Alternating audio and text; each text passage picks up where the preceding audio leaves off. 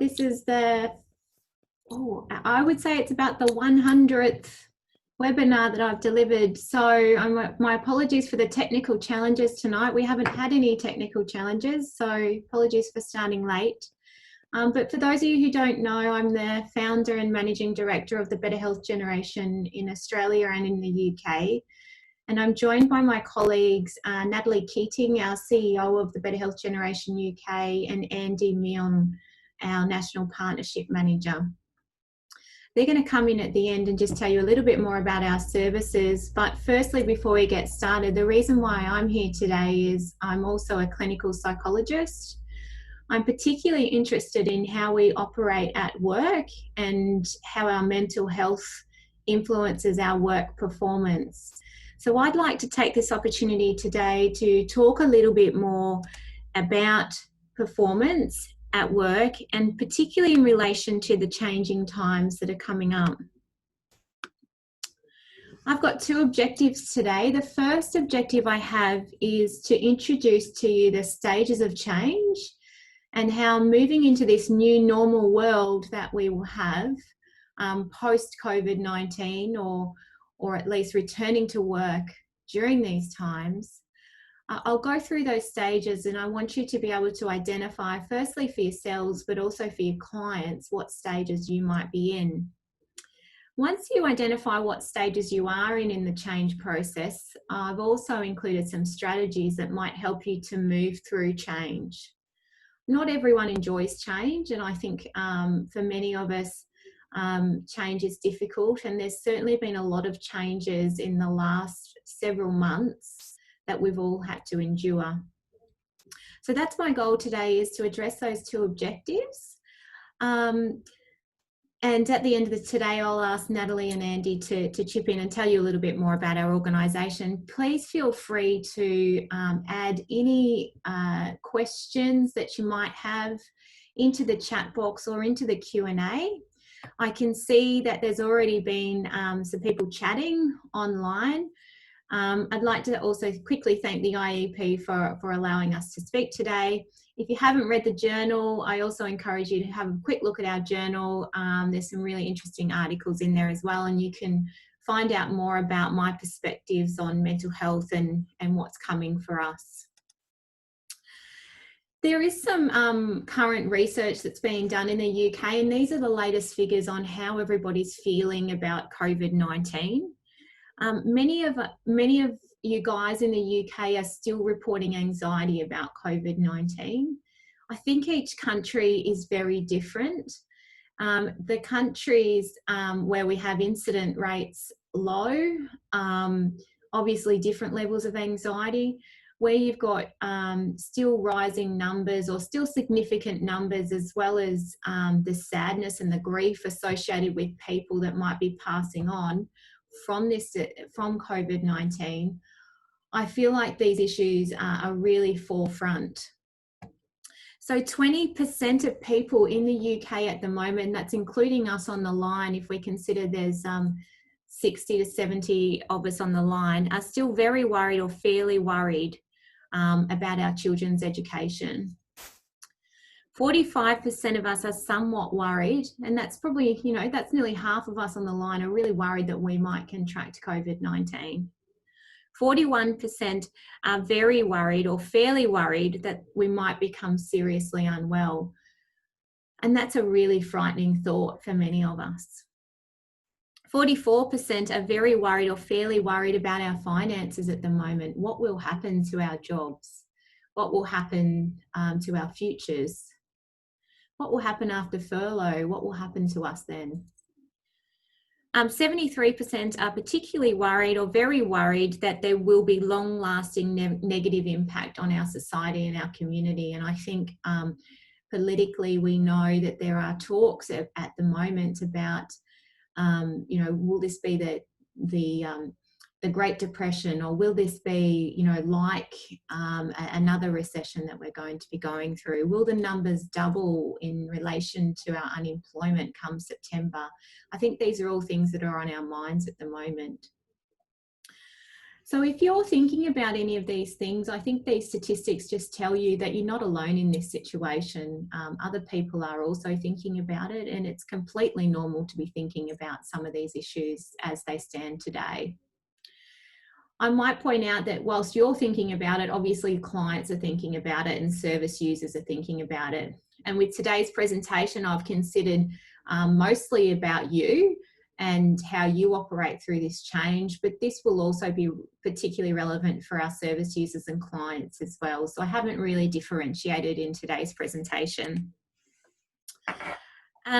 Obviously, we're aware at the moment, on top of all those worries and concerns, that this has led to an increased incidence rates for mental health. It's led to poorer sleep overall. We know that there are a number of us who are eating unhealthily during this time, and we've had increased alcohol consumption. All of these side effects, if you like, of COVID-19 cause strain within our personal relationships, as well as strain on other health services and community-based services. And we know that this is doubly the case for people who are unemployed, because they already start at a lower base rate in relation to their mental health if they're not working. So it's even doubly worse for those clients. So what might happen if we have to return to work? In the current circumstances, I understand that there will be social distancing that continues in your workplaces. Certainly that's evident across the country. I'm not sure if you're aware that there has been a second wave of outbreak in one of our states in Australia, and that's as a consequence of security guards not social distancing. So there will be ongoing impacts of COVID-19 if we look to some of the other countries around the world and understand how the pandemic is playing out over time. We will have to wear face masks on public transport, and you guys have a public transport system where it is very tight. So face masks, some gloves may be also required. So there will be personal protective equipment that might be required if you are commuting into work. We know too that some organisations are running split shifts.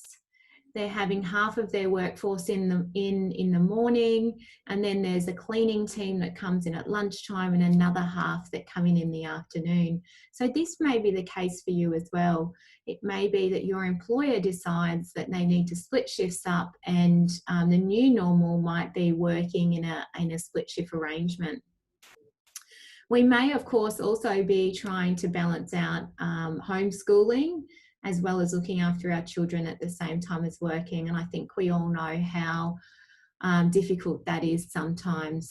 Some of us are becoming a little bit more relaxed about technology and not pointing out when children walk behind videos and screens and those types of things. But again, it is just about helping you and what's the best strategy for you to attend to your work while you're also balancing these other tasks that you have to do with your family and children.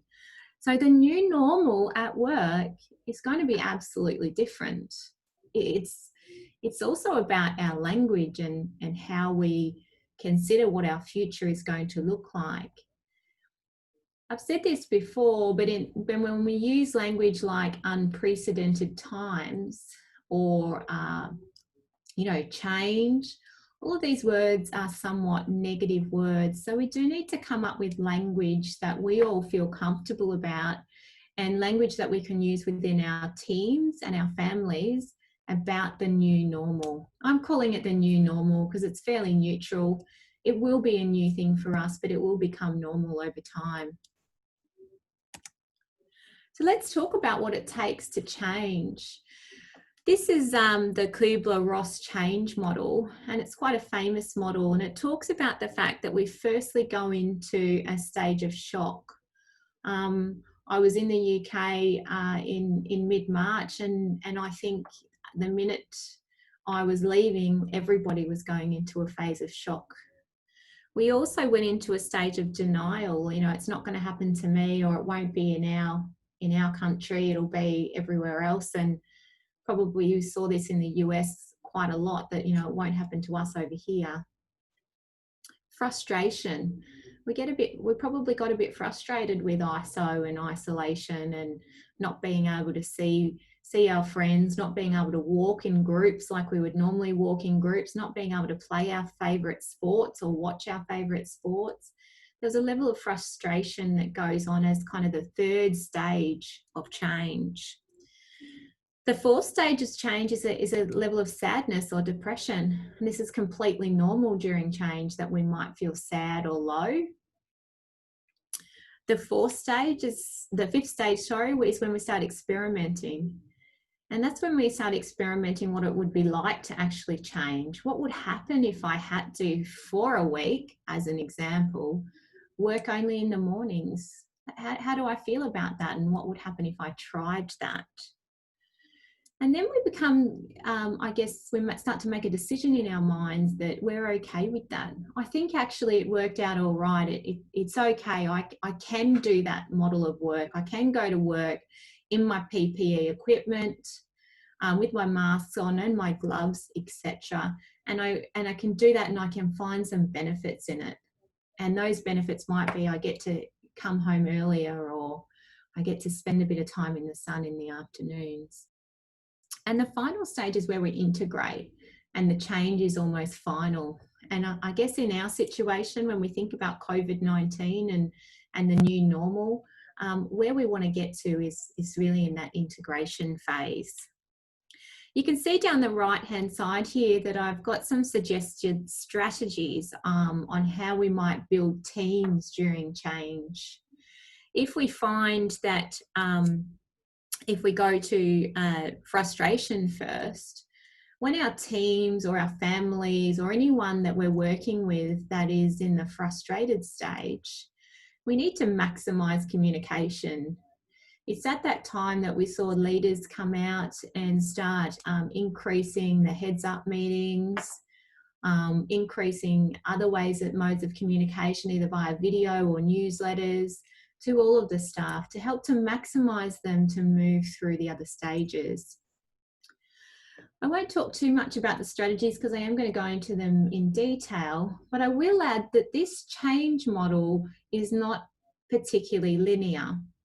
It doesn't mean that you go through stage 1, stage 2, stage 3 and all the way through subsequently. It can flip back and forth through different stages. And I think for many of us, we probably are flicking back and forth through the experimental stage and the decision-making stage and the integration stage. We've probably slightly, just through time, we've probably moved past some of these other earlier stages, but we're now experimenting with what the new normal might look like for us and our businesses moving forward.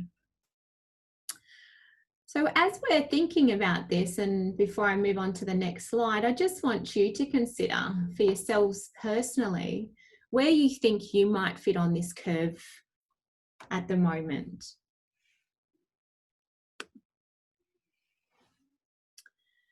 Let's talk about the first stage, which I'm going to focus on tonight, which is frustration. Previously, I've spoken to you all about managing worry and managing stress. And I just want to emphasize some of the key points from that, because in order to manage frustration, we do need to look at those strategies and make sure we're continuing to implement those. Firstly, I guess acknowledging the frustration is an important point of moving forward. Looking at some kind of breathing activities or some kind of physical activities that will release the tension that frustration normally causes. Most people normally feel it up here in their neck and shoulders. Considering what enjoyable activities that you could be doing to reduce those levels of frustration. And I understand there are some restrictions there, but what can we do that is still fun and enjoyable that we haven't done in a really long time? Let's weigh up the pros and cons of change. Rather than sitting in our frustration, what would it be like to actually change, and what would be the benefits of it, and what are the negatives of changing? And let's have a logical argument with ourselves about those pros and cons. if we were to do all of those strategies, that would help us to move out of that frustrated stage and move on to some of the other more positive stages to help us to move forward. In relation to sadness, again, I've discussed this in previous webinars about how we might manage mood and stress.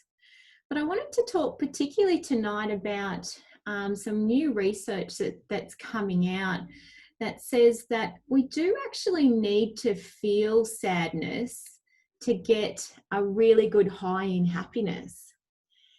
And what the research is saying is that it considered two groups of people. It considered a group of people who shoved all their hands and feet and legs into the iciest bath and created this pain sensation, and then asked them about happiness after that. And what they found is that because those people had been in so much pain, their ratings of happiness are overinflated afterwards. And so it goes that we need to actually all feel pain and distress and discomfort in order to truly experience happiness if we want to in our lives. And I think this research is so relevant to where we're at with COVID-19 and the change processes. Yes, it's uncomfortable. Yes, there's been a level of sadness and frustration, but if we don't go through that and we don't acknowledge that, we can't truly be happy in the long run. And I think that research is really important to remember.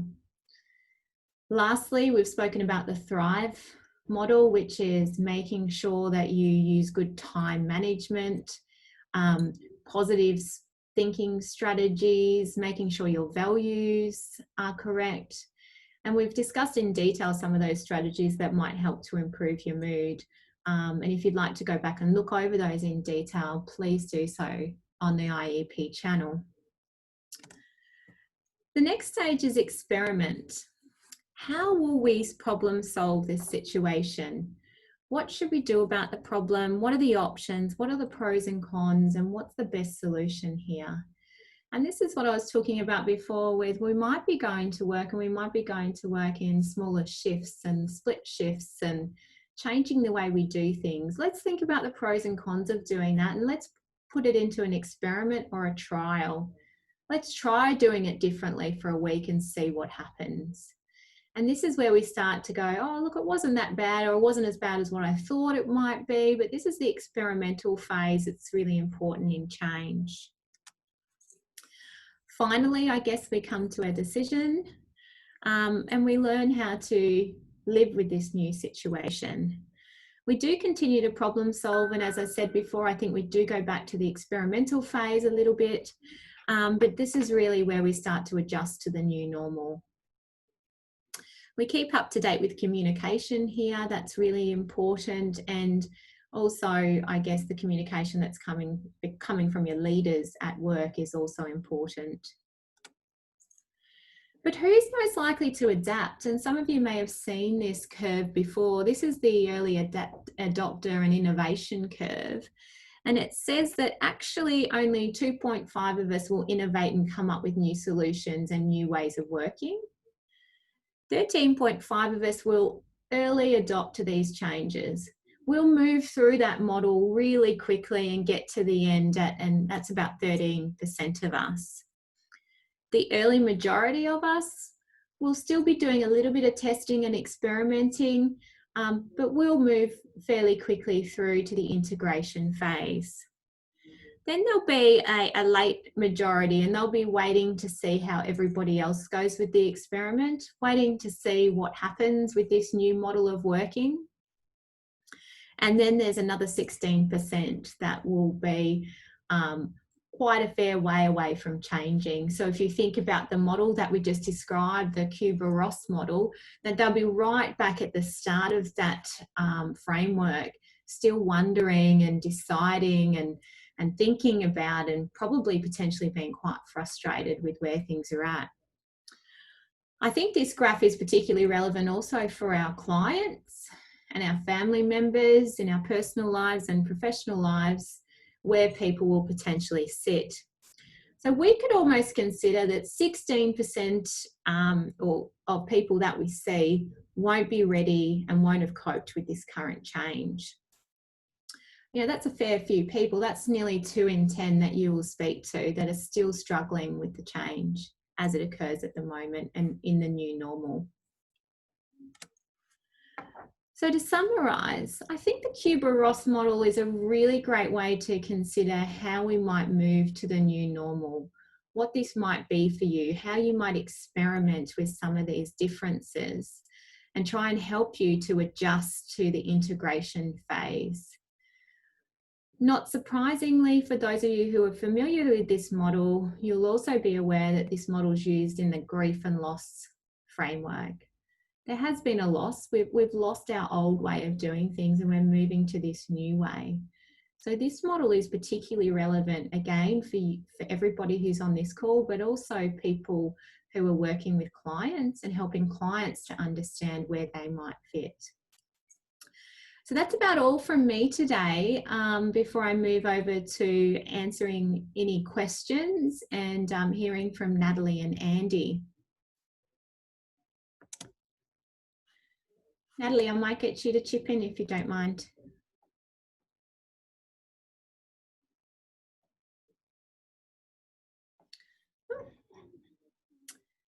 Hello, Andy, are you there? I'm here, yeah. I'll take over. Not sure what's happening there, but yeah, no, sorry, yeah. I'm here. Oh. I was on mute. I forgot I was on mute. Oh, we're not technical tonight. Okay, I was just saying that clearly we are still going through the huge time of change and experiencing many different stresses, and I think Kylie picked up on the point around children returning to school, which is starting to happen but still brings many challenges and areas of concern. So I think it is a time when all of us, our clients and ourselves, are experiencing so much change, and I think that certainly impacts on us all in many different ways. We've obviously been delivering quite a lot of different webinar sessions and really trying to listen to you guys as to what you feel you need and your staff need, your clients need, and we've been trying to operate in a way that meets those needs. So we're actually going to be running 4 sessions, which has been taken really from the feedback that we've received from numerous people that we have been delivering to. So people who've been joining some of these sessions, people who've been on some of our paid webinars, some of the employers that we've been working with, to look at what's needed next. And as you'll see, they're listed on the slide. And we're going to be delivering those as of the 7th of July. If anybody's interested or wants more information, don't hesitate to contact us. Andy's email address and phone number is on the slide, but please contact us if you just want to know a little bit more about it, or if there's something particular that we can support you or your organisation with, please reach out to us. Our services are very flexible, and we're able to create a range of sessions and have access to many different resources and lots of different research. So please reach out to us if we can support you. Thanks, Natalie. I might just go and check in with Helen and see if there's been any questions about the content tonight and about the change process. As we're doing that, I wanted to let you know that our next webinar that we're running, and I can't remember the date, it might be next week, is going to focus on organisational change and what you as a team member or a team leader might need to do with your peers to help them to be facilitated through the change process. So tonight's about the individual, because in order to have really good change management, we need individuals to change first, and then our organisations as a collection of individuals need to implement strategies to help the organisation to change and move forward. So the next session will focus on organisational change and how you can be part of that and influence it. But Helen, are there any changes? Any questions? No, as is often the case when they're taking in new stuff and really processing it and reflecting. We haven't got any questions at the moment. I can confirm the date of the next session is the 16th of July. Oh, 2 weeks. Or the 15th of July, sorry, that would be 2 weeks, wouldn't it? I'm adding a day on that. Yeah, the 15th of July, so it's in 2 weeks. for the follow-on session, and it will be at the same time of 12 o'clock. And while I was talking, we've had a question afterwards around the slides. So no, the slides aren't available afterwards, but as usual, we will be uploading the whole of the session onto our YouTube channel. And I believe Scott has already popped the URL for that into the chat. And we'll also email that out to everybody. Right. Do we have any other questions? Any more for in chat? No, it's a quick one tonight. It is. I found that really useful, and in line with what Natalie was sort of saying. I find myself on that curve in different places around school, and my child going back to school, and my work, and it's quite interesting to be in different places for different aspects. So I think the other point about that is also that, just to pick up on that point, if I go back to the model, is that people within families normally go through these stages at different times as well. So we would often find that children might move a lot quicker through this model than we do as adults. We're often a little bit more risk averse. yeah. And it's interesting when you communicate with someone who's not in the same stage as you, it becomes a little bit frustrating. And if you're really good at identifying the stages that you're in and that other people are in, you can try to modify your communication so you can align yourselves a little closer. Yeah, it's very interesting. Yeah, my daughter's very much in integration, I would say, and most of the children I'm aware of, they're ready, aren't they, to get back into school and get back on with it. But as adults are lagging behind a little bit. So it's interesting. Thank you. We've had a few more comments here as well, people wanting to look at that change curve more. And finding it really useful, and are going to use it with their service users and participants. So that's great. And I guess while we've got a little bit of time too, Helen, I mentioned that this is also the model that we would use in grief. So if we're working with any clients that may know somebody or have been touched by somebody who has unfortunately passed away due to COVID-19, they will also go through that shock, denial, frustration, sadness stage as well. And I think for many of those people, it's actually a longer and much more prolonged stages at the start of this curve than we might have experienced with COVID-19, because all of us are going through COVID-19. So there's a sense of collectiveness that helps us to move forward. But certainly when someone passes, we do find that those earlier stages are quite pronounced. Okay, interesting. Thank you. Right. Excellent. Thank you very much. I could talk to you about this all night, so I'm going to stop now and hand back over to Scott, because otherwise I will be asking you lots of questions about this. So I'm going to rein myself in and pass this back over to Scott to finish the session. Thank you very much, Kylie. Thank you. Thanks, Kylie and the team, and thank you, Helen, from the IEP. That was the 15th webinar in the Live Learn Lunch series in partnership with the Better Health Generation. We're really pleased to have them back. It's been too long. It's only been a few weeks, but it feels like forever. So thank you very much, Dr. Kylie and the team, for doing that. We've got lots more coming up. Some more from the Better Health Generation, fantastic, and some webinars about virtual first aid, employer engagement, coaching, online learning, suicide prevention, and lots of clearly mental health stuff from the Better Health Generation. And if you enjoyed the previous webinars from the Better Health Generation, over 1,000 people have viewed the first one we did with them. So clearly it was a good thing. Get back on over to the IEP YouTube channel, as Kylie said, and subscribe if you can, and you get updated the new stuff that's there when it arrives. And look out for all our publications in the IEP Network ebook. Bit of a plug, the IEP Journal, as Kylie alluded to earlier, that she wrote for along with 7 other colleagues from the sector, was out last Friday. Get your hands on that. It's a really, really good read. Lots and lots of really in-depth information. And even more importantly than that, if you agree with something that's written in there or you disagree with something, please tell us. There is a new email address that's in the IEP Journal called iepjournal@iemployability.org. And ultimately, you can tell us what you think. You can send letters to the editor and you can argue, which is fantastic. Very lastly, in middle of September, we've got a technology technology conference coming up, which is all about learning in this vein, webinar type activity, some opportunity to network, and that technology conference is called Employability in a Digital World. So we're really putting lots and lots of stuff on for you guys at the moment, and we'll continue to do that. If you want any more information at the IEP, get over to the IEP website. You can get everything you need there. And as I say, get onto the YouTube channel, have a look, see what else we've put out there. And thank you very much to Dr. Kylie and the team. We'll be back in a couple of weeks for the next one in this series. And once again, excellent learning. Thank you very much. Thanks, everyone. Have a good day. Thank you. Bye-bye.